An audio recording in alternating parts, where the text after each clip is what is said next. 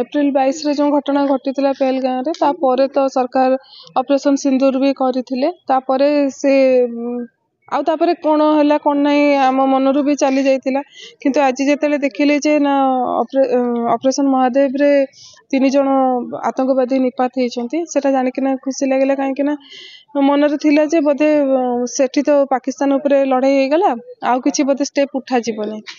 कि आज ना काली धरा पड़े मनरे थिला जे आतंकवादी धरा पड़े किंतु 3 मास लागी गले भी जहाँ धरा पड़े से जो निपात हेले आ जो 2 जन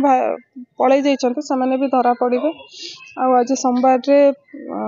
ऑपरेशन महादेव रे जो तांडव खेला आरंभ होईछि सेटा से पूरा आतंकवादी को निपात कला परे ही सरीबो बोली मोर आशा रहउछि आ एथि पई मु सरकार आ हमर भारतीय सेना को बहुत बहुत धन्यवाद देबा को चाहू छी आ एमिति कहीं स्टेप उठांतु जहाँ लगे कि आतंकवादी माने तांको मन रे गोटे डर रहू जे जदि आमे खालीटारे साधारण मनुष्य को